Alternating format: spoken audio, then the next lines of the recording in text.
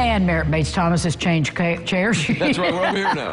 She's over here today, and we've talked about this so much. We're talking about type 2 diabetes, its prevalence, not just in our area, around the country. So the Kentucky Diabetes Network Prevent Type 2 22 campaign.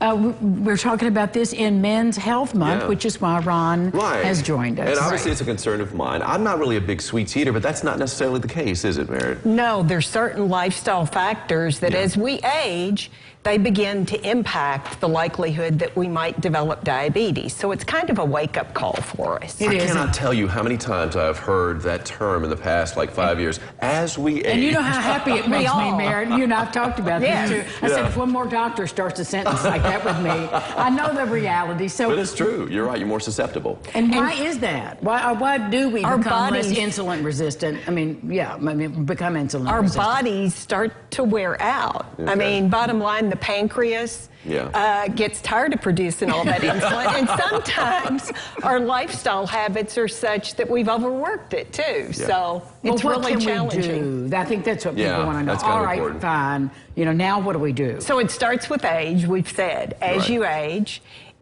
gender. Men might be slightly more at risk because they're less likely to seek out medical attention, to possibly take self-care. Women aren't immune, though, because women can fall prey to that as well. Ethnicity can play a factor, too.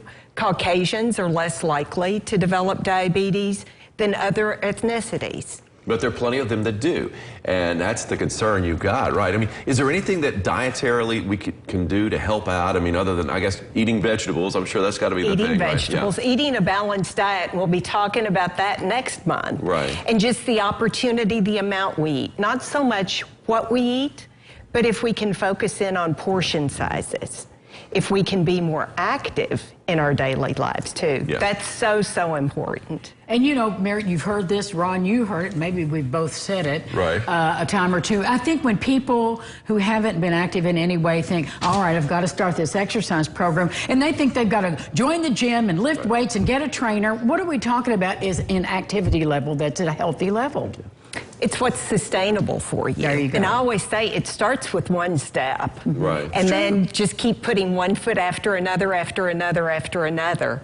And the way that you do it is just daily. You wake up and you say, what step am I going to take today? And then it becomes adding more steps to those daily habits as well.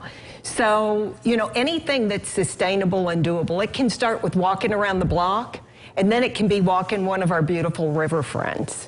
And then, you know, back and forth doing things like that. It doesn't have to be a gym membership.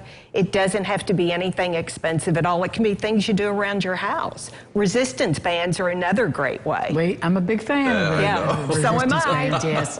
They really work, and they really work you. They do. They do, and they have different strengths. So you can guide yourself. You know, more weight, fewer reps, but a lot of reps and less weight, so whatever you choose. So when people are, you know, I know you have an ongoing program, just living with type 2 diabetes. What are the pushbacks that people give you about, well, you know, I don't want to change my lifestyle. What do you hear from them? And you're giving them that advice besides not wanting to exercise. Lifestyle change is the biggest. Self-care is the other big thing. And I think those reminder follow-up calls after we do the classes, and it's amazing the connection you get with those folks. And I've had several of them say, you've reminded me I needed to do something for myself.